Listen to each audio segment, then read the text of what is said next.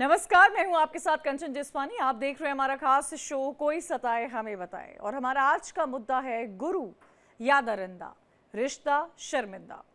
गुरु यानी वो जो अंधकार से प्रकाश की ओर ले जाए, लेकिन जब वही गुरु छात्राओं के लिए दरिंदा बन जाए तो सोचिए समाज किस ओर जा रहा होगा। मध्य प्रदेश से लेकर उत्तराखंड, प्रतापगढ़ और जौनपुर तक देश के अलग अलग हिस्सों से सामने आए शर्मनाक वारदातें हम सबके लिए आईना है। कहीं स्कूल की बच्चियों से प्रिंसिपल छेड़छाड़ कर रहा है तो कहीं प्रेम जाल में फंसाकर छात्रा का जीवन बर्बाद कर रहा है टीचर। कहीं कोचिंग मास्टर ही नाबालिग की इज्जत तार तार कर रहा है तो कहीं कॉलेज का प्रिंसिपल छात्राओं पर गंदी नजर डाल रहा है। ये तस्वीरें बताती है कि शिक्षा का मंदिर आज सबसे बड़ी कलंक के बोझ तले दब चुका है। गुरु शिष्य का रिश्ता अब सवालों के घेरे में है। आज का बड़ा सवाल यही है, कब तक बेटियां स्कूल कॉलेज में असुरक्षित रहेंगी? कब तक शिक्षक बने रहेंगे शैतान? और कौन लेगा छात्राओं की सुरक्षा की जिम्मेदारी? गुरु, वो शब्द जो जीवन में विश्वास जगाता है, लेकिन अब वही शब्द डर को पैदा कर रहा है, क्योंकि कुछ शिक्षक अपने लालच, वासना और अपराध से इस रिश्ते को कलंकित कर रहे हैं। मंदसौर, रुद्रपुर, प्रतापगढ़ और जौनपुर की वारदात सिर्फ खबरें नहीं है, बल्कि उस व्यवस्था पर चोट है जो बच्चों को सुरक्षित माहौल देने का दावा करती है। सवाल साफ है, क्या शिक्षा विभाग ऐसे गुनहगारों पर कड़ी से कड़ी कार्रवाई करेगा? क्या स्कूल कॉलेज की चारदीवारी में अब भी बेटियां सुरक्षित हो पाएंगी? और समाज बेटियों की सुरक्षा की जिम्मेदारी से कब तक मुंह मोड़ेगा? अब वक्त आ गया है कि गुरु के भेष में छिपे दरिंदों को बेनकाब किया जाए, ताकि शिक्षा का मंदिर फिर से पवित्र कहलाने लायक बन सके। इन सब के बीच में छात्र के बीच का जो रिश्ता होता है उसे कलंकित करने का ये पूरा मामला है और ऐसे लोगों पर, जो ऐसे शिक्षक हैं, उनके खिलाफ सख्त कार्रवाई लेने की जरूरत है, क्योंकि अब से पहले भी कई ऐसे मामले निकल कर सामने आ चुके हैं जहां छात्राओं के साथ इस तरीके के शिक्षक द्वारा व्यवहार किया गया है। कहीं ना कहीं शिक्षक और जो बच्चों का जो एक दायरा था वो कहीं ना कहीं बढ़ गया है। एक ये सोशल मीडिया, मोबाइल और ये बहुत सारे ऐसे ओटीटी प्लेटफॉर्म है जिन्हें देखकर कहीं ना कहीं बच्चे भी गलत जगह जा रहे हैं। कि शिक्षकों के द्वारा जो छात्र हैं उनका रिश्ता जो है वो कलंकित हो रहा है और न जाने किस किस प्रकार से उन पर यौन उत्पीड़न या अन्य चीजों के आरोप जो हैं वो लगे हुए हैं। दोनों को इस बारे में समझना चाहिए, क्योंकि एक शिक्षक हो या एक छात्र हो, दोनों ही, अगर शिक्षक है तो वो इस समाज का आईना है और जो छात्र है वो आने वाले समाज का भविष्य है।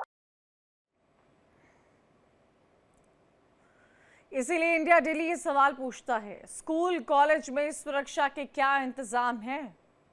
दूसरा सवाल हमारा ये है, कब तक गुरु शिष्य का रिश्ता शर्मसार होगा?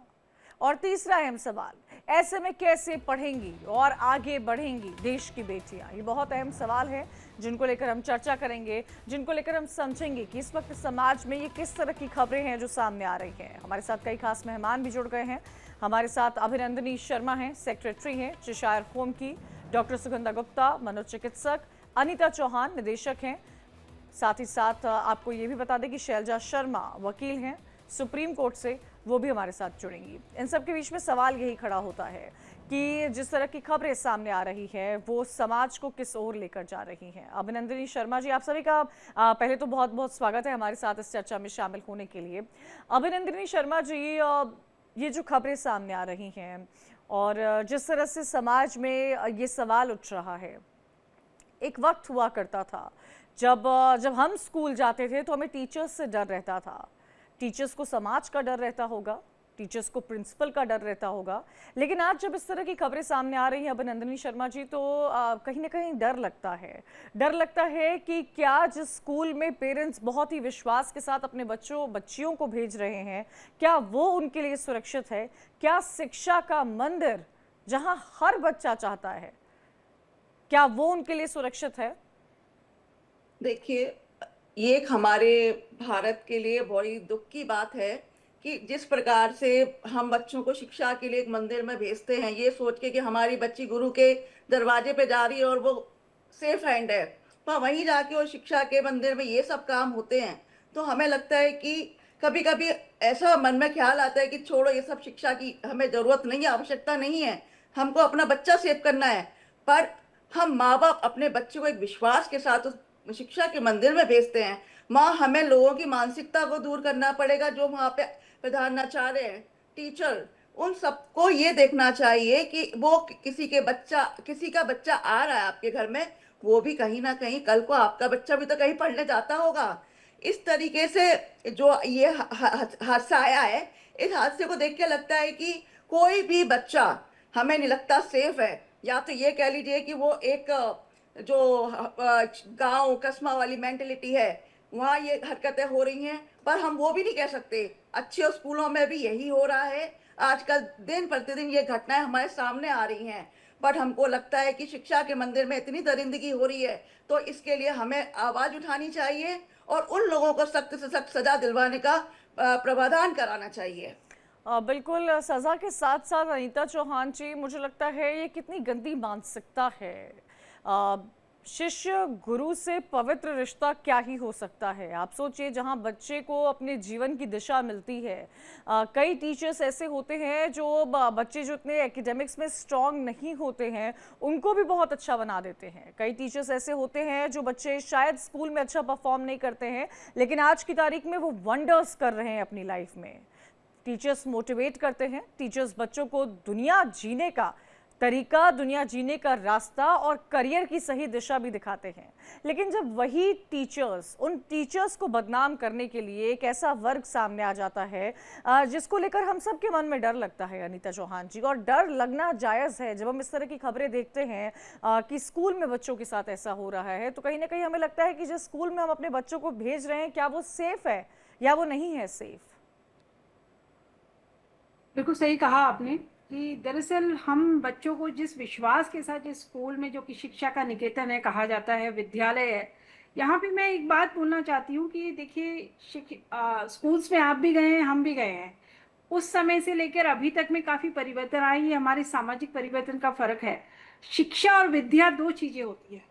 तो हम बच्चे को शिक्षा के लिए भेज रहे हैं, तो क्या उसको एक्चुअल विद्या देने वाले वो विद्यालय तो अब वो रहे नहीं है।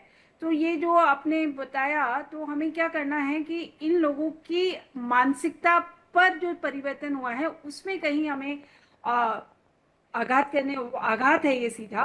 परिवार अपने बच्चे को अगर वहाँ स्कूल में ना भेजे तो और कहाँ भेजेंगे शिक्षा के लिए। और छोटी छोटी बच्चियां हैं जिनके साथ आए दिन इस तरह की हरकतें जो आप सुनाई दे रही हैं, दिखाई दे रही हैं, तो इससे तो अल्टीमेटली हमारा समाज का ही ह्रास हो रहा है।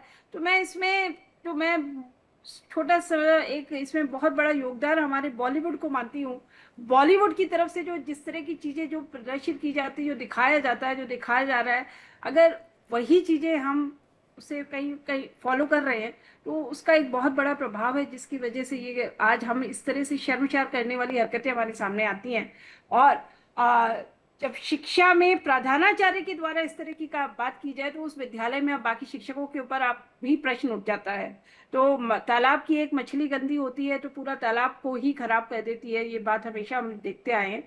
तो इसके लिए बहुत केयरफुली हमें आगे बढ़ना होगा, बहुत सोच समझ के उस बच्ची के मानस को समझना, उस बच्ची का काउंसलिंग के लेवल पे भी लेके जाना।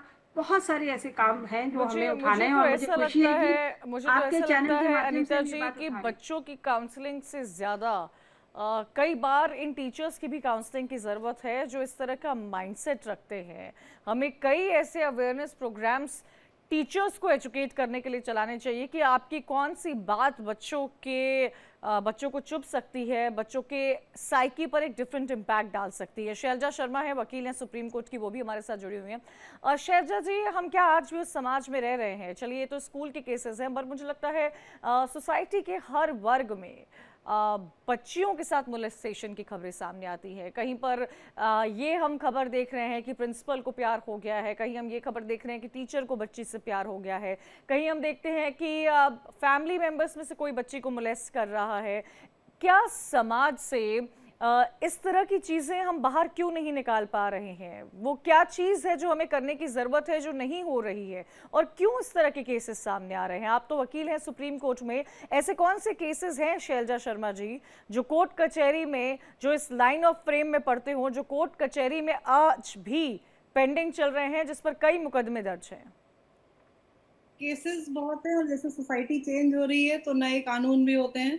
2014 में protection of children from sexual offences के लिए पॉक्सो एक्ट आया, और उसके लिए बहुत सारे प्रोग्राम्स भी चलते हैं। आप कहते हैं कि काउंसलिंग करानी चाहिए टीचर्स की, टीचर्स नहीं, ऑलमोस्ट एवरी इंस्टीट्यूशन में यहाँ अवेयरनेस प्रोग्राम की आवश्यकता है, ताकि वो जान सकें कि क्या क्या चीजें ऐसी हैं जो इस ऑफेंस के दायरे में आ सकती हैं।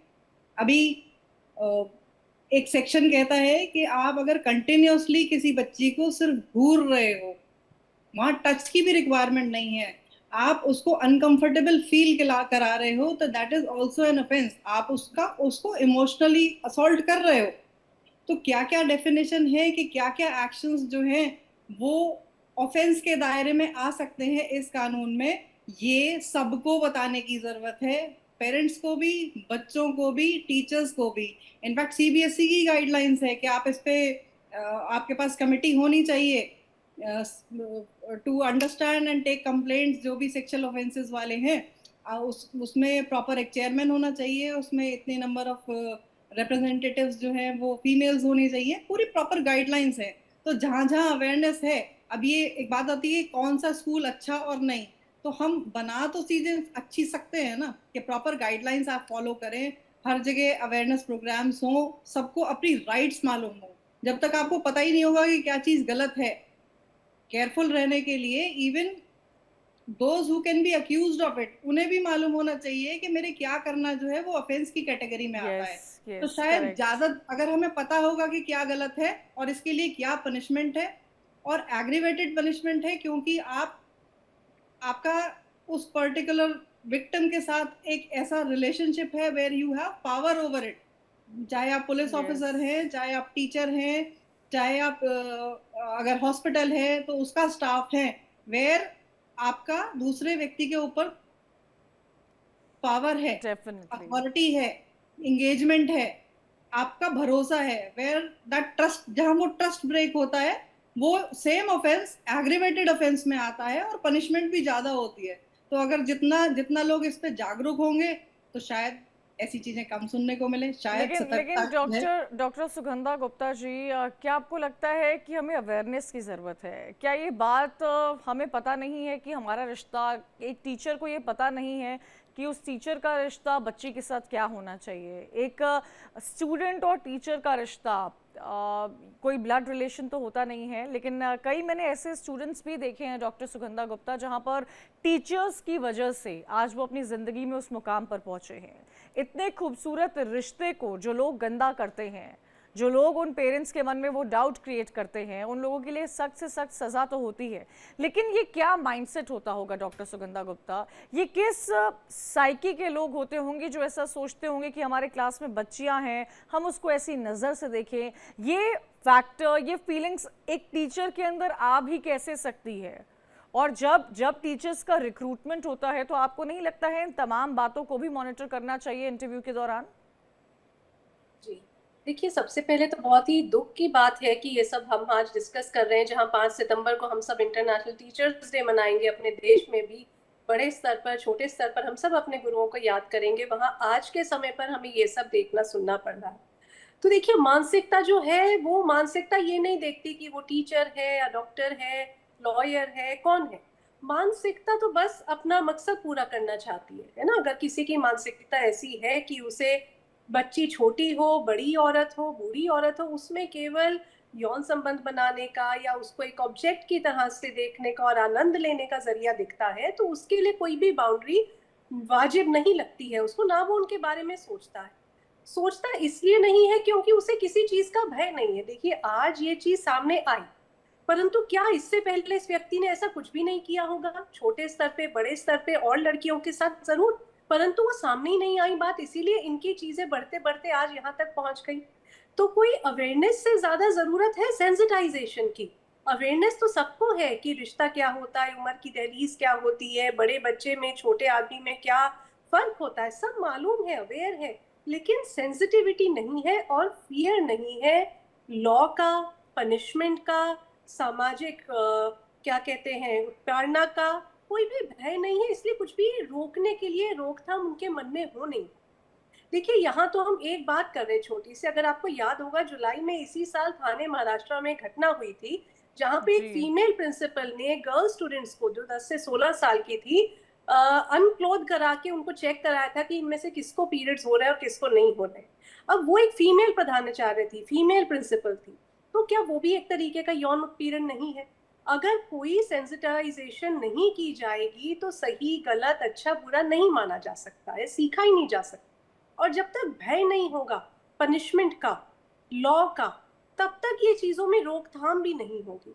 सेंसिटाइजेशन जहाँ टीचर्स में होनी चाहिए, वहाँ बच्चियों में भी बहुत जरूरी है कि ये सबसे पहले घटनाएं अपने घर पे, पड़ोस पे, स्कूल में भी हो सकती हैं। तो कोई भी हो, आपका बड़ा टीचर हो, चाचा हो, डेफिनेटली, मामा हो, हाँ। भाई हो, आपको बिना डरे बोलना है।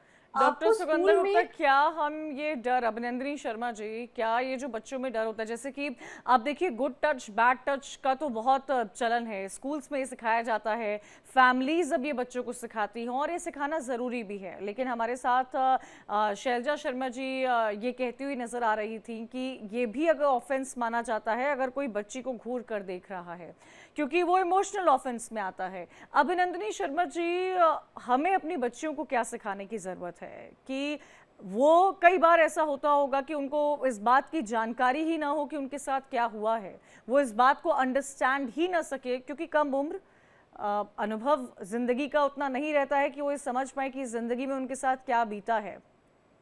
लेकिन अभिनंदनी शर्मा जी, हमें गुड टच और बैड टच के बियॉन्ड जाकर अब बातें करनी है। It is not just about these touches. I think जैसा कि शैलजा जी ने बोला कि किसी को घूरना या कोई ऐसी बात जो आपको उस अनकंफर्टेबल पोजीशन में पहुंचा दे, और बच्ची का वो अपने पेरेंट्स को या किसी भी राइट पर्सन को कन्वे करना कितना ज़रूरी है, वो क्या स्ट्रक्चर होना चाहिए जो हमें अपनी बच्चियों को सिखाना चाहिए? देखिए, सबसे अहम सवाल ये है कि हम लोगों को अपनी बच्चियों को ये बताना चाहिए कि आप जिस शिक्षा के मंदिर में जा रहे हैं, जहाँ शिक्षा ले रहे हैं, वहाँ पे जाने से पहले एक चीज़ का ध्यान रखिए, वहाँ पे सिक्योरिटी कैसी है। आपके साथ कोई गलत कर रहा है, आप तुरंत अपने प्रधानाचार्य से बोलिए, अपनी क्लास मेंटर से बोलिए। और ये सब चीज़ें हमको, बच्चों को, पेरेंटिंग, जब बच्चा स्कूल में पढ़ने जाता है वो पेरेंट्स देते हैं, उनको हम सिखाते हैं। हमको सिखाना चाहिए कि आप यदि स्कूल में एडमिशन हो रहा है, आप इन सब चीज़ों का ध्यान रखिए। गुड टच बैड टच, ये तो एक हर स्कूल में जाते ही सिखाया जाता है बच्चियों को कि भाई ये गुड है, ये बैड है। पर जब बच्चा शिक्षा के मंदिर में जा रहा है, चाहे वो किसी भी शहर में जा रहा है, मेरी बच्ची यदि घर से बाहर जा रही है तो मैं उसको ये बोलूंगी, आपके साथ यदि कोई गलत देख रहा है, गलत नजरिए से देख रहा है, आपको किसी बहाने से, आपको चॉकलेट के बहाने से किसी कोने में ले जा रहा है, उसको मैं ये शिक्षा दूंगी कि भाई सबसे पहले आप अपने प्रधानाचार्य, क्लास मेंटर, अपने पियोन या किसी सुरक्षा कर्मचारी को बोलिए कि देखिए ये मेरे साथ इस तरीके की हरकतें कर रहे हैं, मुझे वहां जाने को बोल रहे हैं। लेकिन तो उस अभिनंदनी जी, जैसे आपने प्रिंसिपल का नाम लिया, आपने प्यून का नाम लिया, कई ऐसे, डॉक्टर सुगंधा गुप्ता भी हमारे साथ इस बारे में जिक्र कर रही थी कि हमें ये सिखाने की ज़रूरत है। लेकिन अनीता चौहान जी, कई ऐसे केसेस भी आते हैं जहाँ पर प्रिंसिपल इन्वॉल्व हो, जहाँ पर प्यून इन्वॉल्व हो।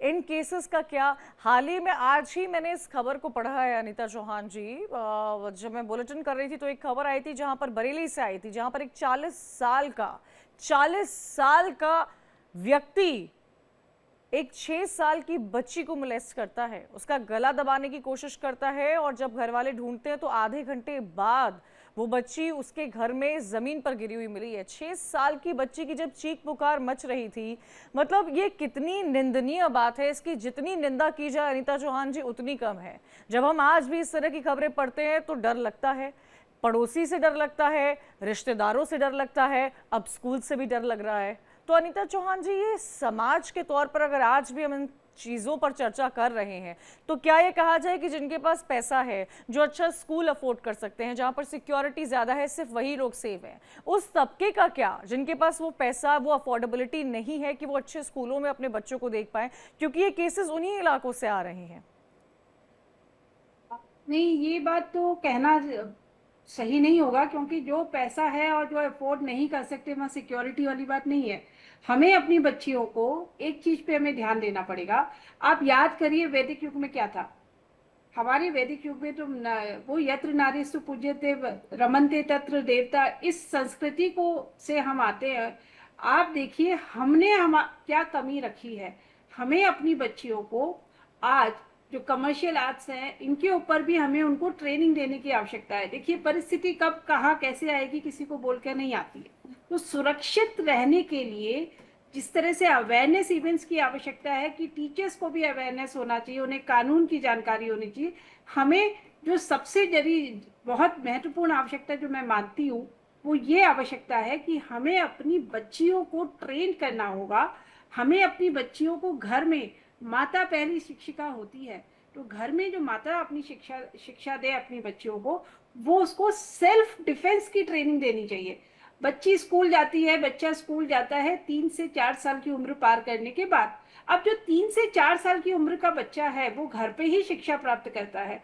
उस दौरान अगर हम जो हमारे पाठ्यक्रम में, माताओं के पाठ्यक्रम में, हमारी पेरेंटिंग में जो चीज नहीं है, वो चीज हमें पेरेंटिंग के माध्यम से पेरेंट्स को सिखाने की आवश्यकता है कि अब युग परिवर्तन हो रहा है, युग में परिवर्तन है, हर चीज नई आ रही है। जो हम वैल्यूज, जिन वैल्यूज के साथ हम जीते थे, आज उन वैल्यूज को कहीं दरकिनार करके लोग आगे बढ़ रहे हैं, तभी ऐसी शर्मसार करने वाली हरकतें हमारे सामने आती हैं। तो मुझे लगता है बच्चों को एक सेल्फ डिफेंस की ट्रेनिंग, बच्चियों को जब बच्चा बोलना शुरू करे, चलना शुरू करे, उसी के साथ हम दें तो अनिता हमें जी, इन क्या चीजों से एक निजात मिले। 2 साल के बच्चे को क्या सेल्फ डिफेंस में सिखा सकते हैं पेरेंट्स? जैसे कि आप इस बात पर जोर दे रही हैं कि स्कूल जाने से पहले आप बच्चियों को सेल्फ डिफेंस सिखाएं। क्या चीज़ें पेरेंट्स अपने बच्चों को सिखा सकते हैं सेल्फ डिफेंस के तौर पर? मैं आपको इसी का एग्जांपल दूंगी।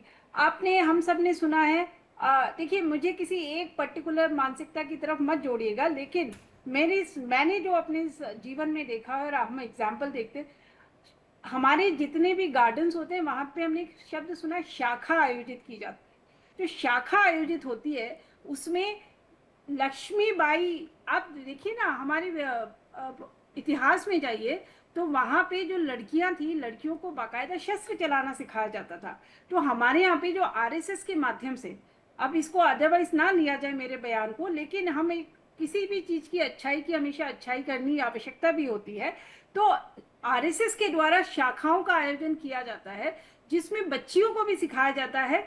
और उसमें क्या सिखाते हैं मैडम, उसके अंदर जो हम देखेंगे ना, बच्चियों को जो ट्रेनिंग दी जाती है वो यही है कि किसी प्रकार से किसी ने आपका हाथ पकड़ा तो आपने उसको, कराटे वगैरह की ट्रेनिंग में आप यही तो सीखते हैं। तो ये वो ट्रेनिंग्स हैं जो बच्चे को, हम आज बच्चे को क्या मोबाइल पकड़ा देते हैं, खाना नहीं खा रहा बच्चा, मोबाइल पकड़ रहा है, मोबाइल में बच्चे ना बांध के हम बच्चे को उसी तरह से, ये छोटे छोटे, मैंने एक छोटा सा एग्जाम्पल दिया शाखा का, जो कि आयोजित होती है हर गाँव गली मोहल्ले में होती है और हो रही है। इस तरह से और भी कई संस्थाएं हैं जो इस तरह की ट्रेनिंग्स देती हैं। माताएं अपनी बच्चियों को ये ट्रेनिंग दें, बच्चों को लड़कों के लिए भी जरूरी है, लड़की के लिए भी जरूरी है, इस तरह से ट्रेनिंग की जा सकती है। शैलजा जी, मैं चाहती हूँ कि आप हमारे व्यूअर्स को और हम सभी को बच्चों के राइट्स से अवेयर कराइए। क्या राइट्स होते हैं बच्चों के पास, किन राइट्स के तहत वो केस दर्ज कर सकते हैं, पेरेंट्स को उन राइट्स के बारे में जानकारी दीजिए। कि जैसे कि आपने बहुत अहम बात बताई कि किसी को घूरना भी एक ऑफेंस माना जाता है। मुझे लगता है कि ये वो वक्त आ गया है, लोग अपनी राइट्स को ही लेकर शैलजा शर्मा जी अवेयर नहीं है। राइट्स पता होने चाहिए और राइट्स के साथ जिनकी राइट्स है, जो जो ऑफेंसेस हैं वो क्या हैं, एक एक ऑफेंस जो है वो सबको मालूम होना चाहिए। जैसे अभी मैम कह रही थी कि किसी ने हाथ पकड़ा तो क्या करना है, ठीक है, आप बच्ची को ट्रेन कर रहे हैं कि आपको क्या करना है, पर हाथ पकड़ने वाले को भी ये पता होना चाहिए कि इसके रेपरकशंस क्या हो सकते हैं। बिना किसी की अनुमति के मैं हाथ पकड़ रहा हूं तो मेरे ऊपर कौन सी धारा लगेगी और मैं कितने साल के लिए बंद होऊंगा।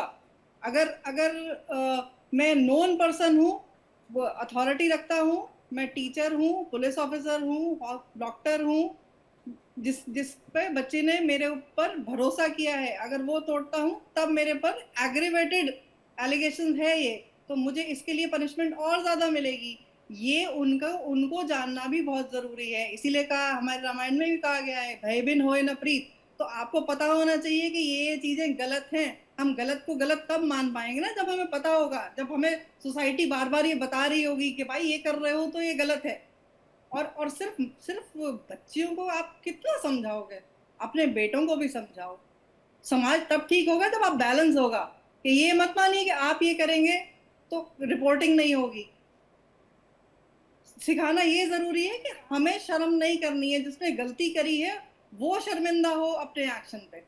ये माइंडसेट का चेंज लाना है, और ये कानून जितना जाना जाएगा उससे ही समझ अच्छा आएगी। अभिनंदनी शर्मा जी, है, state commission for protection of child rights हैं, विमेन कमीशन है, सबका काम है कि ये कानून सबको समझाया सुनाया जाए। अभिनंदनी शर्मा जी, इस बात पर थोड़ा लाइट थ्रो कीजिएगा कि कई बार ऐसा होता होगा कि बच्चे जो है, क्योंकि वो बच्चे हैं, उनको अभी नहीं पता, उनको अपने इमोशंस ही नहीं पता। कई बार ऐसा भी हुआ है कि बच्चे केसेस अपने पेरेंट्स को बताते हैं लेकिन पेरेंट्स नहीं अंडरस्टैंड कर पाते हैं, कुछ शायद समाज के डर से, कुछ शायद एक्सेप्टेंस का डिनायल होता होगा। लेकिन आप ये सोचिए कि एक बच्चे की शिकायत को अगर परिवार को समझने की गलती परिवार कर रहा है तो वो परिवार वालों की गलती है, वो उस बच्चे की गलती नहीं है। बच्चे को तो उस तरह का एक्सप्रेशन शायद उस बच्चे ने सीखा हो ही ना अभी तक।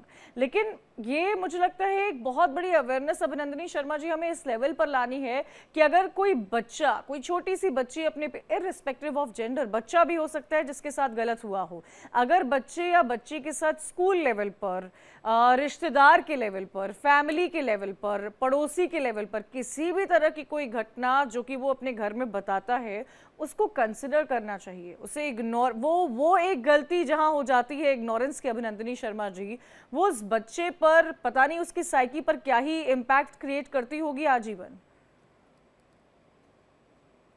बहुत अच्छी बात कही है आपने। इस पर हमको ऐसा लगता है, जो मैं अपने तरीके से सोचती हूँ, कि जो हमारे पेरेंट्स हैं, बच्ची पेरेंट्स और बच्चों के बीच में है, जो एक रिलेशनशिप होती है, एक इतनी अच्छी बनाई जाए कि वो एक बच्चे को भी लगे मैं अपनी माँ कम दोस्त से बात कर रही हूँ, कर रहा हूँ, चाहे वो बेटा हो चाहे बेटी हो। बच्चा घर आता है, आजकल देखिए मदर काफ़ी वर्किंग भी हैं और नॉन वर्किंग भी हैं, पर मैं कहती हूँ चाहे वर्किंग मदर हो चाहे नॉन वर्किंग मदर हो, बच्चा जब स्कूल से आए उसको एक अपना स्पेशल टाइम दीजिए। वो टाइम जो बच्चा आपके साथ शेयर करे स्कूल की बातें, और कुछ क्षण उसके साथ निकाले जाएं कि बच्चे आज स्कूल में क्या हुआ आप हमें बताइए। इतनी अच्छी कोशिश कीजिए कि बच्चे के साथ यदि स्कूल में कोई टीचर भी दुर्व्यवहार कर रहा है, या कोई स्कूल में कोई कंप्लेन भी हो रही है, बच्चे की हो रही है, टीचर की भी कोई कंप्लेन, बच्चे मतलब टीचर कुछ ऐसा दुर्व्यवहार बच्चे के साथ कर रही है, तो हमारा बच्चा इतना सक्षम हो सके, उसका मानसिक मजबूती इतनी हो कि अपनी माँ के साथ वो इतना अच्छा व्यवहार और अपना फ्रेंडशिप बना के रखे कि बच्चे को वो सोचने का मौका ही ना मिले मैं माँ से बोलूँ माँ कहीं डांटेगी तो नहीं, पापा को बोलूं पापा डांटेंगे तो नहीं। वो डिपेंड करता है हमारे घर के माहौल के ऊपर। कुछ बच्चे ऐसे हैं, आते हैं कुछ बोलते नहीं हैं, माँ जानना चाहती है, वो एक मानसिकता जो बच्चों के अंदर हो रही है। टाइम, जो बच्चे आजकल मोबाइल में भी देखिए कितना टाइम दे रहे हैं। मुझे लगता है कि जो बच्चे मोबाइल में जो टाइम निकाल रहे हैं वो अपना टाइम बेहतर है अपनी माँ के साथ बैठ के शेयर करें कि आज हमारे स्कूल में ये हुआ, मम्मी वो हुआ, आज टीचर ने हमें ऐसा बोला कि कुछ ऐसा बोला। उस चीज का हमें बहुत ध्यान रखना चाहिए कि हमारा बच्चा क्या बोल रहा है, वो उस पर फोकस मदर को करना पड़ेगा। मैं ये भी नहीं कहती कि फादर को करना पड़ेगा, माता पिता दोनों करें तो इससे तो सोने पर सुहागा कोई चीज ही नहीं है। बट मैं कहती हूँ सिंगल पेरेंट्स भी हैं, सब हैं, सभी प्रकार के पेरेंट्स को, दोनों प्रकार के श्रेणी के पेरेंट्स को अपने बच्चों का दोस्त बन के उसकी बात को सुननी चाहिए। स्कूल में जाके काउंसलर से मिलना चाहिए, उनको मेल लिख के जाएं कि हम आना चाहते हैं। यदि हमारे जो कस्बे वगैरह बने हुए हैं वहाँ पर हमारे पास वो फैसिलिटी नहीं है, माँ बाप को अपने घरों से बाहर निकलना चाहिए कि मेरा बच्चा आज क्या बोल रहा है, और उसके लिए स्कूल में जाके उनको आवाज़ उठानी चाहिए। यदि मेरी बच्ची के साथ स्कूल में कुछ गलत हो रहा है, आज मेरी बच्ची ने बताया, तो मदर को तुरंत जाना चाहिए, और बच्चा जब मदर जाएगी तो बच्चा उनसे कोई बात छुपाएगा भी नहीं, और वो टाइम से अपनी माँ को बताएगा, माँ वहाँ जाएगी, उस चीज़ की प्रॉब्लम को सॉर्ट आउट किया जा सकता है। पर हमारा मानसिक जो मजबूती है इतनी कम हो चुकी है जो अपना गैजेट्स में जो बच्चे हमारे आए स्कूल से नहीं गैजेट्स पे अभिनंदन बैठ जी, गए। डॉक्टर्स तक, पीडियाट्रिशियन तक मना करते हैं कि बच्चों को 2 साल तक तो कोई ज़रूरत ही नहीं होनी चाहिए स्क्रीन की। लेकिन आजकल हम ये बदलता हुआ दौर देख रहे हैं जहां पर माँ बाप बच्चों को फ़ोन दे देते हैं हाथ में, अगर बच्चे को खाना खिलाना है तो फ़ोन देते हैं। लेकिन मुझे लगता है इस मंच से मैं उन तमाम पेरेंट्स को भी अवेयर करना चाहूँगी कि इस गलती को करना रोकिए, थोड़ा समय निकालिए। और क्योंकि अगर बच्चा बचपन में फ़ोन ले लेता है तो कई माइंड के भी इश्यूज उनके साथ होते हैं। डॉक्टर सुगंधा गुप्ता जी, एक बात यहाँ समझने की हमें ज़रूरत है और समझाने की भी ज़रूरत है। मैं जब भी क्योंकि हमारी कोशिश हर दिन 7 बजे यही रहती है कि समाज के किसी मुद्दे को उठाए जिससे जनता का सरोकार हो। जब भी हमारे साथ कोई पैनल जुड़ता है, उन हर किसी ने, हर एक से बढ़कर एक पैनलिस्ट ने, जो भी पैनलिस्ट हमारे साथ बैठा है डॉक्टर सुगंधा गुप्ता, उन्होंने हमें सिर्फ और सिर्फ जोर पेरेंटिंग पे ही दिया है कि पेरेंटिंग ऐसी होनी चाहिए, पेरेंटिंग ऐसी होनी चाहिए, पेरेंटिंग ऐसी होनी चाहिए। और मुझे लगता है पेरेंट्स भी इस बात को लेकर अवेयर होते हैं कि पेरेंटिंग कैसी होनी चाहिए। फिर ये चूक कहाँ आ रही है? अगर बच्चा 3 साल तक, क्योंकि आजकल तो मैं देख रही हूँ स्कूल जो है वो 1 साल से ही शुरू हो जाते हैं, लेकिन अगर बच्चा अमूमन, अगर ओवरऑल मेजर लेवल पर देखा जाए कि बच्चा 3 साल तक, जैसे इसका जिक्र अनीता जी भी कर रही थी कि उनको सिखाना चाहिए, सेल्फ डिफेंस सिखाना चाहिए। बच्चे को तो इस बात की जानकारी नहीं होती है डॉक्टर सुगंधा गुप्ता कि झूठ क्या होता है, फिर बच्चा झूठ बोलना सीखता कहाँ से है? देखिए, जो भी है सब समाज का ही आईना है ना। हमारा घर परिवार हो, हमारे रिश्ते, चाहे वो भाई बहन के हैं, टीचर स्टूडेंट के हैं, माता पिता के हैं, हस्बैंड वाइफ के हैं, तो जो भी चीजें हम देख रहे हैं वही अपने आसपास हमें झलकती भी है। मैं ये बात तो बिल्कुल सही नहीं कहूंगी। देखिए, पेरेंटिंग के डेफिनेटली कुछ रूल्स होने चाहिए, बट क्या सारा दारोमदार पेरेंट्स पे ही हो? 2.5 साल की बच्ची अगर प्ले स्कूल में जा रही है तो क्या उसको सिखाना जरूरी है सेल्फ डिफेंस? उसे तो मालूम ही नहीं सेल्फ डिफेंस करना कब है, सेल्फ क्या है, उसे तो भी सेल्फ की ही नॉलेज नहीं है कि what is me, what is my body, what is the special part, who is mine, who is not mine, what is danger, उन्हें नहीं मालूम है। तो हमें करना सब कुछ क्या बच्चे के ऊपर ही डालना है? नहीं, हमें ये समाज, ठीक है, बच्चे से माता पिता जरूर बात करें, जरूर सुने, जाने, अपनी मानसिकता खोलें कि हाँ, सेक्सुअल अब्यूज में ये भी इंक्लूडेड होता है। कुछ ही दिन पहले की बात है, कपल आए थे छोटी 3rd क्लास की बच्ची के साथ, जो स्कूल रिफ्यूजल के साथ आए थे कि जी गर्मियों की छुट्टियों के बाद से अब 3 महीने हो गए, बच्ची स्कूल नहीं जाना चाहती है। तो बिल्कुल माता पिता से बात करने को तैयार नहीं, कुछ नहीं। जब उसको अकेले में काउंसल किया गया तो ये पता चला कि उसको एक ही कंप्लेंट थी कि कोई एक पर्टिकुलर मेल टीचर जो स्कूल में थे, वो फ्री पीरियड में बच्चे को अपने गोद में बिठाते थे और कुछ ऐसा ऐसा करते थे जिससे बच्ची बहुत परेशान थी। जब ये बात उसने अपने पेरेंट्स को बताई तो पेरेंट्स ने बोला, बेटा तो बड़े लोग तो खेलते ही हैं, उसमें क्या हो गया? तो पेरेंट्स को जब हमने समझाया that this is a part of sexual abuse and you should take an action, they were surprise. उन्हें जानकारी ही नहीं थी कि ये भी एक अब्यूज का पार्ट होता है। तो वहां जरूर पेरेंट्स को मानसिकता बदलने की जरूरत है, हमें अवेयरनेस क्रिएट करने की जरूरत है। लेकिन सारा दारोमदार केवल इसी हिस्से पे, विक्टिम और उसकी फैमिली पे डाला जाए कि आप प्रोटेक्ट करिए, आप सिखाइए, आप पूछिए, आप जानिए, वो नहीं हो सकता है। जो कल्प्रिट है, जैसे कि शैलजानी ने कहा, उसमें भी तो डर होना चाहिए, उसको भी तो पता होना चाहिए। देखिए, अवेयरनेस तो बहुत है कि क्या एग्रेवेटेड असॉल्ट होता है, क्या ऑफेंस रेप है, क्या नहीं है, लेकिन डर नहीं है क्योंकि वहां तक बात पहुंचती नहीं है। या तो बच्चा नहीं बता पाता, या पेरेंट्स उसको आगे नहीं जाने देते, दबा देते हैं, या फिर लॉ ही एक्शन नहीं ले पाता है।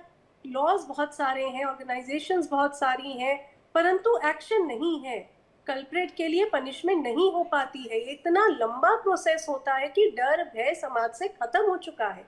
चाहे वो 6 साल की बच्ची के साथ किया जाए या एक बड़ी महिला के साथ किया जाए, डर नहीं है समाज में। जब तक लॉ स्ट्रेंथन नहीं होगा, इमीडिएट एक्शन नहीं होगा, इमीडिएटली पनिशमेंट को पब्लिक तौर पे दिखाया बताया नहीं जाएगा, तब तक फियर समाज में क्रिएट नहीं होगा और इसी तरीके से अराजकता, लॉलेसनेस बढ़ती जाएगी।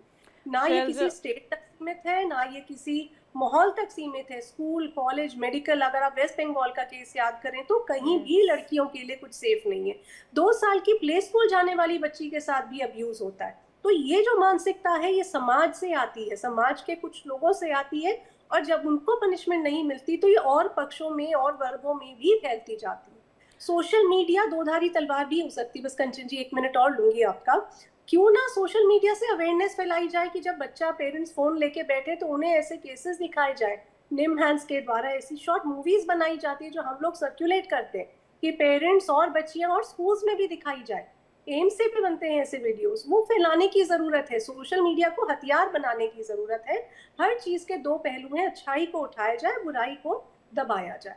मैं यही बात कहना बहुत चाहूँगी। अहम बातें डॉक्टर सुगंधा गुप्ता आप करती हुई नजर आई थी। मैं आपका सवाल का थोड़ा सा जवाब शैलजा जी से भी यहाँ लेना चाहूँगी और मैं समझना चाहूँगी शैलजा जी, ये भी एक बहुत बड़ा कंसर्न है, लॉन्ग पेंडिंग केसेस।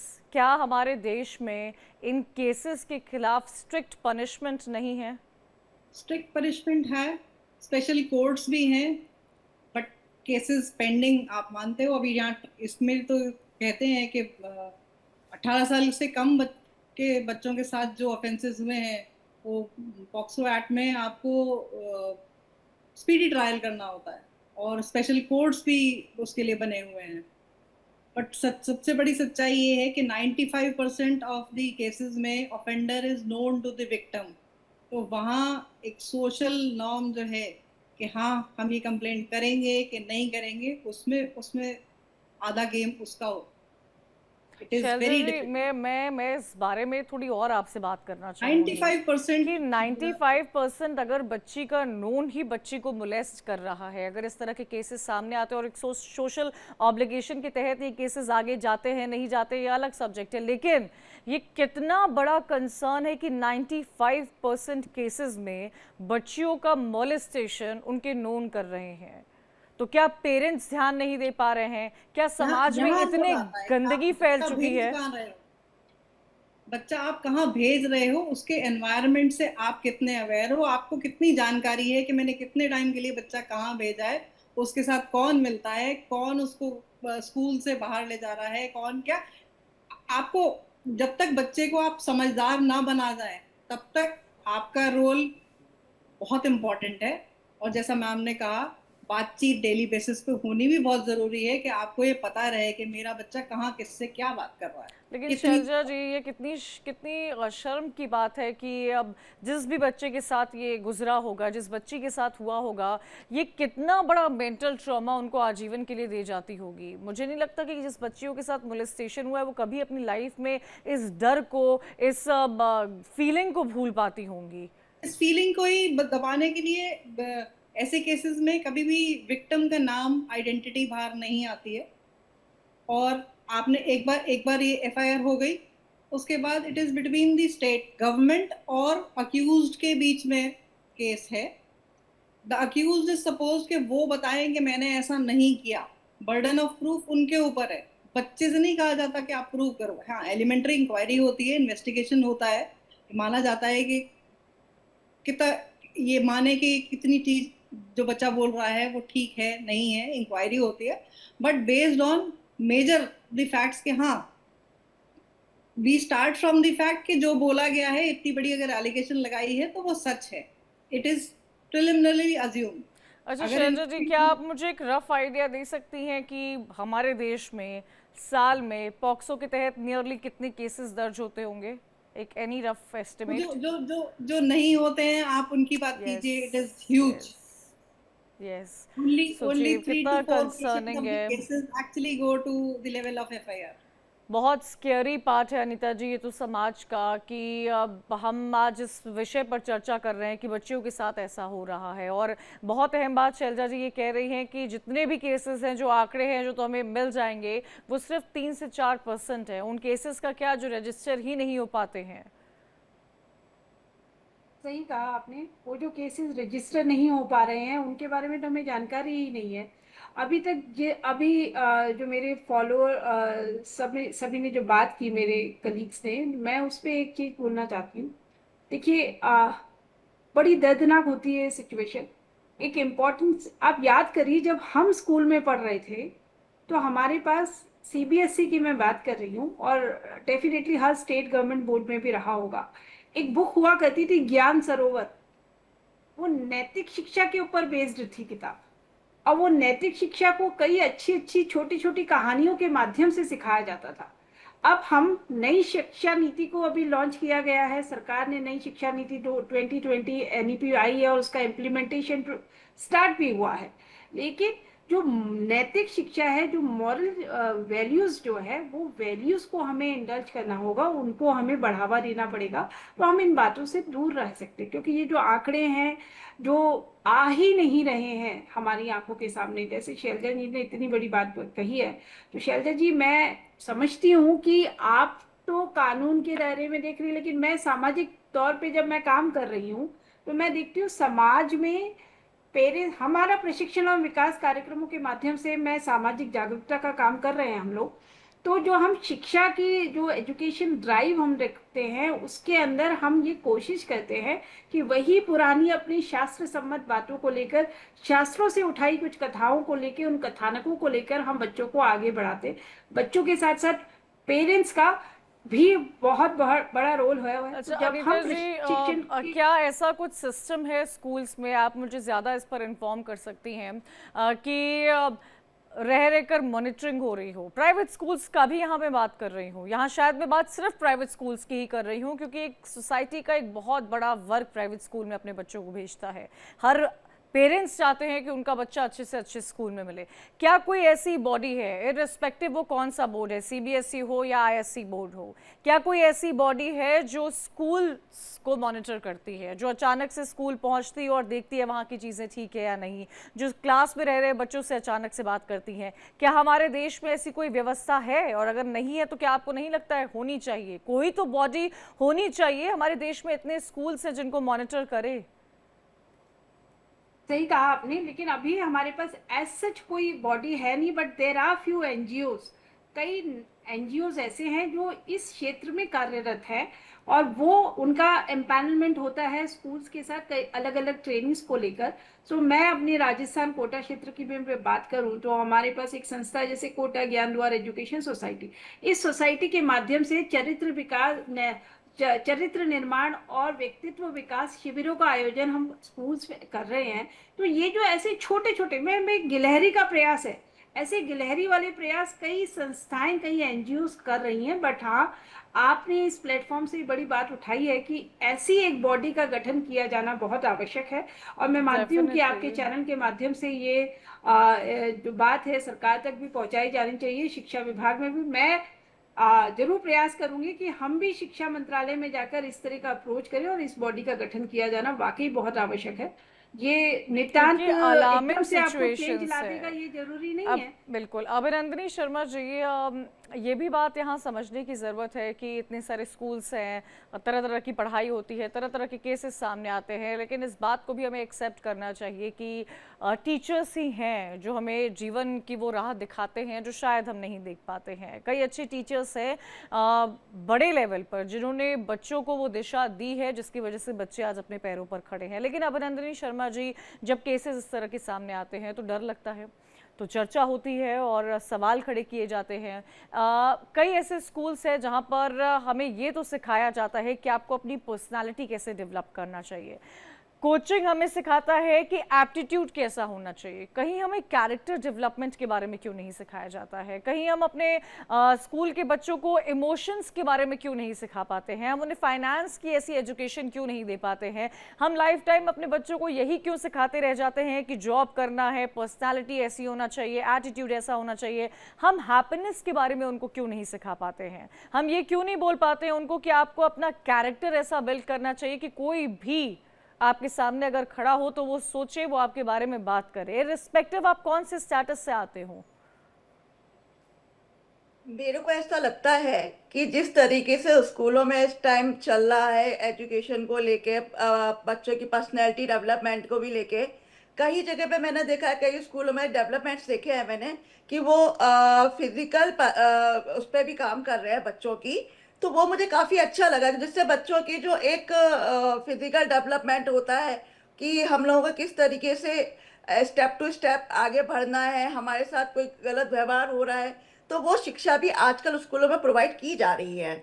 और ये शिक्षा को देने के लिए मैंने देखा है कई स्कूलों में अच्छे अच्छे काउंसलर्स बिठाए गए हैं, मनोचिकित्सक बिठाए गए हैं।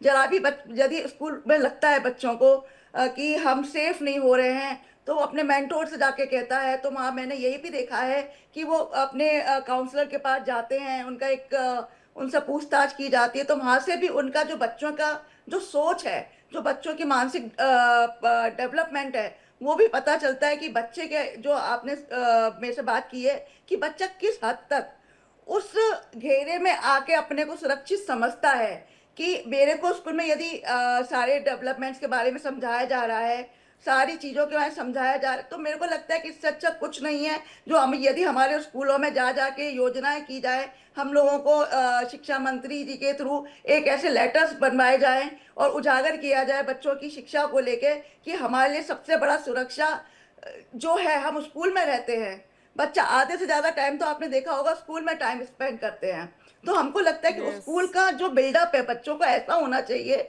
कि वहीं पे एक ऐसे काउंसलर हो, मनोचिकित्सक हो, जो बच्चों को समझाएं कि भाई क्या अच्छा है क्या बुरा है, और उसमें आगे आई बढ़ने थिंक की कोशिश अभिनंदनी स्कूल ही जी, करता अब है। तो ये मैंडेटरी है कि स्कूल्स में काउंसलर होने चाहिए। डॉक्टर सुगंधा गुप्ता हमें ज़्यादा जानकारी दे पाएंगी इस बात पर। डॉक्टर सुगंधा गुप्ता जी, जैसे कि अभिनंदनी जी कह रही हैं कि बच्चा तो सबसे ज़्यादा टाइम स्कूल में स्पेंड करता है।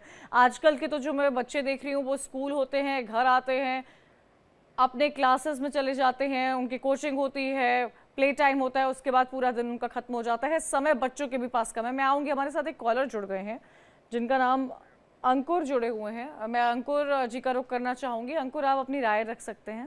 कंचन मैम, मैं वाराणसी से बोल रहा हूँ और मेरा सवाल ये है कि जो हम बात कर रहे हैं आज की स्कूल कॉलेज में सुरक्षा के क्या इंतजाम है, वहाँ पे हमारे बच्चे जाते हैं, कितने सुरक्षित हैं वहाँ पे, क्योंकि क्या होता है ना, जब छोटा बच्चा स्कूल जाना शुरू करता है 3 या 3.5 4 साल, हर जगह अलग अलग क्राइटेरिया है, तो 4 साल तक तो उसको हम बर्ड फेदर में प्रोटेक्ट करके रखते हैं, लेकिन 4 साल बाद ऐसे स्कूल में बच्चा जाता है जहाँ पे सिक्योरिटी नाम की कोई चीज नहीं है। तो क्या कोई पैरामीटर, क्या मापदंड नहीं होना चाहिए कि कौन सा स्कूल कितना सुरक्षित है, जहाँ पे हमारे बच्चे जा रहे हैं, हमारे बच्चे वहाँ सुरक्षित है कि नहीं? क्या कोई पैरामीटर नहीं होना चाहिए कि हम पता कर पाए कि कौन सा स्कूल कितना सुरक्षित है? बहुत अहम बात हमारे साथ आकाश जो वाराणसी से जुड़े थे वो बोलते हुए नजर आए, और मुझे लगता है कई पेरेंट्स के भी मन में डॉक्टर सुगंधा गुप्ता ये सवाल होता होगा। सिक्योरिटी ही सबसे बड़ा कंसर्न है, एजुकेशन तो डेफिनेटली होता ही है, हर माँ बाप ये चाहता है कि उनके बच्चे को अच्छे से अच्छी एजुकेशन मिले, लेकिन उस गैप का क्या डॉक्टर सुगंधा गुप्ता, कि काउंसलर्स होते हैं हमारे पास स्कूल्स में, लेकिन काउंसलिंग में कई ऐसी बात है, काउंसलर का पेरेंट के साथ टच में रहना कितना ज़रूरी है, स्कूल की सिक्योरिटी कितनी है, क्या ये कभी पता चल सकती है डॉक्टर सुगंधा गुप्ता जी? पहले तो जो हमने बात की कि स्कूल्स में या कॉलेजेस में अब मैंडेटरी हो गया, मतलब कंपलसरी हो गया है कि एक मनोवैज्ञानिक यानी कि साइकोलॉजिस्ट होने चाहिए through out the working hours. लेकिन उसका पर्पस क्या है? प्राइमरी उसका पर्पस ये है, पहला तो जो बच्चा मान लीजिए पढ़ाई में कोई पीछे है, जिसको कि लो IQ है या हाइपर एक्टिव बच्चा है जो क्लास डिस्टर्ब करता है, उनको पकड़ करके मतलब आइडेंटिफाई करके उनको राइट डायरेक्शन में ट्रीटमेंट के लिए भेजा जाए। नंबर 2, जिनको बिहेवियरल डिसऑर्डर है, जो बच्चे की अक्सर लड़ाई होती है या जो काम में पीछे रह जाता है, उसके लिए बात होती है। और फिर तीसरे स्टेप पे वो आते हैं जब बच्चे, एडोलेसेंट्स, टीनेजर्स खुद अपनी लाइफ में कोई मुश्किल की वजह से, चाहे वो स्कूल से हो, घर से हो, वो उनको अप्रोच करता है कि मुझे ये दिक्कत है। तो वो क्या रहा है कि कुछ स्पेसिफिक केसेस के ऊपर काम किया जा रहा है, जो कि बहुत ही बधाई वाली बात है। It is a very good doctor thing. Sugandha, हमारे साथ एक कॉलर जुड़ गए हैं, sorry to intervene you, Sanjeev जुड़ गए हैं मुंबई से। संजीव जी, आप अपनी बात रख सकते हैं। मेरा क्या I think input and suggestion है कि ये काउंसलिंग एंड इमोशनल, जब हमारे टाइम में there used to be a moral science classes, तो काउंसलिंग एंड इमोशनल काउंसलिंग का एक period should be made mandatory from the school level only, तो students should know how to manage their emotion. बहुत important बात संजीव जी आपने कही है। मुझे लगता है अनीता जी, इन बातों को उस डिपार्टमेंट तक रखने की ज़रूरत है कि जैसे आप भी कह रही थी अनीता जी कि मॉरल साइंस के क्लास हमारे टाइम पर हुआ करते थे, लेकिन अब इमोशनल साइंस के क्लास की ज़रूरत है, इस पीरियड की ज़रूरत है कि बच्चों के उन 7-8 पीरियड्स में से एक पीरियड ये भी हो, जैसे 0 पीरियड हुआ करता था पहले जहाँ पर स्पोर्ट्स एक्टिविटीज़ होती थी। लेकिन अब जैसा कि हमारे कॉलर संजीव जी ने बहुत अच्छी बात कही कि एक ऐसा भी क्लास होना चाहिए जहाँ हम बच्चों से बच्चों के इमोशंस के बारे में बात करते हों। क्यों इन चीज़ों को इग्नोर किया जा रहा है अनीता जी? क्यों हम एकेडमिक्स पर ध्यान दे रहे हैं, स्पोर्ट्स पर ध्यान दे रहे हैं, को करिकुलम पर ध्यान दे रहे हैं, लेकिन हम बच्चों के इमोशंस, उनकी फीलिंग, वो क्या सोचते हैं, वो क्या समझते हैं, उनका नज़र, उनका पर्सपेक्टिव क्या है, ये हम क्यों नहीं जानना चाह रहे हैं एज अ टीचर? देखिए, बिल्कुल सही बात कही है आपने। स्कूल्स में ज़ीरो पीरियड की परंपरा आज भी चालू है, आज भी होते हैं। लेकिन उस ज़ीरो पीरियड के अंदर क्या ये गतिविधियां हो रही हैं कि नहीं हो रही? यस, हमें उसको आमूलचूल परिवर्तन लाना होगा। इन घटनाओं से प्रेरित होकर शिक्षा विभाग को, शिक्षा मंत्रालय को ये सब उसमें परिवर्तन करने ही होंगे, और इसकी शुरुआत हमें अपने अपने घर से करनी होगी। मैं तो ये मानती हूँ, आज जितने भी व्यूअर हमारे साथ जुड़े हुए हैं और हम जितने भी लोग इस मंच पर हैं, हम सब एक प्रतिबद्धता ले लें कि हम each one must teach one. एक बड़ा सा सिंपल सी बात है जो आज हम करते हैं। तो हम अगर एक एक स्कूल में भी जाकर, हमें कितना समय लगेगा, एक सेशन हम खुद दें या फिर स्कूल में हम मुहिम चालू रखें।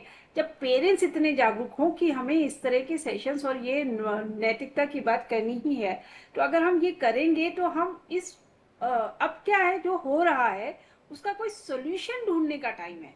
अगर ये जो सामाजिक ह्रास हुआ है, समाज में जो नीचे निरंतरता जो गिरावट आई है, इसको हमें ऊपर उठाना है। जब देश आगे बढ़ रहा है, देश आगे की बात चल रहा है, हम विश्व गुरु थे, विश्व गुरु है, विश्व गुरु रहेंगे, इस पे बात हो रही है। 2047 में जब हम भारत अपनी आज़ादी के शताब्दी मनाने वाला है, उस समय हमें इन बातों को लेके आगे नहीं जाना है। इसके लिए हमें प्रतिबद्ध होना पड़ेगा। और हम ऐसा, ये जो आपने इस मंच से बात उठी है कि यस, वो मॉरल एजुकेशन को पुनः स्टार्ट करने के लिए हमें स्कूल्स को, हमें आप तो बहुत बड़ा माध्यम है, सोशल मीडिया को भी आप बढ़ाने की बात हुई है यहाँ पर, तो आप लोगों के मंच से जब ये बात सरकार तक पहुँचेगी तो ये जरूर होगा। प्रत्येक शैक्षिक बोर्ड इसको जरूर लागू करेंगे। और ये बहुत आसान सी बात है, क्योंकि कोई नहीं चाहता, कोई भी स्कूल का मैनेजमेंट ये नहीं चाहता कि इस तरह की घटना से वो आगे आए अपने स्कूल में। तो हमें इसके लिए काम करने की जरूरत है। मेरे और पास हम समय की कमी है, सामाजिक संगठन एक साथ मैं आगे क्लोजिंग बढ़कर के इसको टुवर्ड्स आगे- आप सभी का क्लोजिंग स्टेटमेंट लेना चाहूंगी। शैलजा जी, मैं आखिरी में आपसे ये समझना चाहती हूँ कि आपको क्या लगता है, क्या समाधान है, क्या कैसे जो इस तरह के केसेस जिस पर हम चर्चा कर रहे हैं, जिस पर हम सब हमारा मन दुखी हो रहा है, ये केसेस कैसे खत्म होंगे? गलत को गलत कहना, ये सबको सीखना समझना चाहिए। वो शर्म महसूस नहीं होनी चाहिए कि अगर किसी ने गलत किया है तो मुझे उसे छुपाना है। पहले इस माइंडसेट से बाहर आना है, कानून को जानना है और कानून का इम्प्लीमेंटेशन कराना है, उसमें हिचकिचाना नहीं है। जितने कन्विक्शन होंगे, मेरा मानना ये है कि भय से और कानून के इम्प्लीमेंटेशन से ये कम। शैलजा जी, जब ऐसे केसेस आपके सामने आते होंगे जहां पर पेरेंट्स को कहीं ना कहीं समाज का डर लगता होगा, तो क्या ये बात उन्हें समझाई जाती है या समझाने की ज़रूरत है कि उनको इन समाज के ताने बाने से आगे बढ़कर अपने बच्चे, अपने परिवार के बारे में सोचना है? बिल्कुल समझाया जाता है, इसीलिए तो आइडेंटिटी रिवील नहीं की जाती है कि बच्चे का फ्यूचर उसमें इन्वॉल्व नहीं है। आप इस बात से परेशान मत होइए कि समाज क्या बोलेगा, इसका नाम कहाँ उजागर होगा। नहीं, जो समाज के लिए गलती हो रही है, आपने अपना स्टेटमेंट दे दिया है। अब ये सरकार के पे दायित्व है कि अगर उस व्यक्ति ने गलत किया है तो उसको पनिशमेंट जरूर मिलनी चाहिए। और बहुत बहुत ग्रेव है ये। Yes yes it is. Doctor Sugandha Gupta ji, आपको क्या लगता है इसका समाधान क्या है? कैसे हम जब हम अपने बच्चों को शिक्षा के मंदिर में भेजें तो वो कुछ सीख कर ही आ रहे हों, कुछ लर्न कर आ रहे हों जिनसे हम भी सीखें? ये समय कब आएगा? इस परिवर्तन की ज़रूरत है। जी, परिवर्तन नीचे से ऊपर शुरू करना होगा, हर घर परिवार से, ताकि वो समाज का एक हिस्सा बन सके। पेरेंट्स के द्वारा, टीचर्स के द्वारा, जो स्कूल में काउंसलर्स हैं, उनको सिर्फ आइडेंटिफाई करके ट्रीट नहीं करना है प्रॉब्लम चाइल्ड को, उनको वर्कशॉप्स कंडक्ट करनी है, उनको अवेयर बनाना है। जैसे आर्मी में कहते हैं नो मैन लेफ्ट बिहाइंड। हर बच्चे की जिम्मेदारी है कि वो उसकी क्लास के हर बच्चे को सेफ रखे। यदि वो किसी के साथ कुछ गलत होते देखे, यदि वो बच्चा या बच्ची आवाज नहीं उठा सकता, तो उसका दोस्त उसके लिए खड़ा हो। अनीता जी, जी एक सवाल छोटा सा जी, आपने पूछा था कि एडल्ट्स इमोशंस की बात क्यों नहीं करते बच्चों से। उसका एक कारण है, एडल्ट्स को आता ही नहीं उनको हैंडल कैसे करा जाए। हम इमोशंस पूछ तो लेंगे बच्चों से, तुम डर लगता है, तुम गुस्सा होते हो, तुम्हें ये टीचर अच्छी, बस उसके बाद क्या करना है, एडल्ट्स में सेंसिटाइजेशन नहीं है, उस पर काम करना जरूरी है। बिल्कुल इम्पोर्टेंट है ये तमाम चीज़ें भी। अनीता जी, आपको क्या लगता है, क्या समाधान है इन चीज़ों का? समाधान मैं 3 उसमें बोलना चाहूंगी। हमें हर हालत में ये प्रतिबद्धता लेनी होगी कि बच्चों के हाथ से मोबाइल की दूरी बनानी है। हमें एक टाइम फिक्स करना है, आधा घंटा दीजिए, 1 घंटा दीजिए, और माता पिता की उपस्थिति में दीजिए। दूसरा सॉल्यूशन जो मुझे लगता है वो ये है कि माता पिता खुद भी छोड़े अपना मोबाइल। जब बच्चों से छुड़ाए, बच्चों को बोल दे किताब पढ़ो और खुद मोबाइल लेके बैठ जाए, ऐसा नहीं होना चाहिए। दूसरा, जो मैंने पहले भी कहा था, हमें अपने बच्चों को सेल्फ डिफेंस की ट्रेनिंग, आप देखिए ना मैडम, आप जापान के बच्चों को तो देखिए, जापान के बच्चों में जो संस्कार दिए जा रहे हैं वो कभी भारतीय बच्चों में भी हुआ करते थे। तो हम समय की पहले ही कमी दिन है से अनीता जी मेरे संस्कार पास। उनमें डेवलप करें। आप सभी और का बहुत वैदिक बहुत शुक्रिया हमारे साथ इस शो में जुड़ने के लिए, अपना समय देने के लिए, अपनी बेहतरीन बातें रखने के लिए। मुझे उम्मीद है जिन दर्शकों ने हमें सुना होगा उनको अपने राइट्स के बारे में पता चला होगा, क्योंकि बहुत ही मन के साथ, बहुत ही विश्वास के साथ कोई भी पेरेंट जो है अपने बच्चों को शिक्षा के मंदिर में भेजता है, लेकिन जब इस तरह की घटनाएं सामने आती हैं तो मन व्यथित होता है और कहीं ना कहीं हमें समाज पर, हमें इंस्टीट्यूशंस पर एक और सवाल खड़ा करने के लिए मजबूर करता है। आज मेरे साथ शो में इतना ही। कल फिर होगी आपसे मुलाकात किसी अहम मुद्दे के साथ। आप देखते रहिए इंडिया डेली।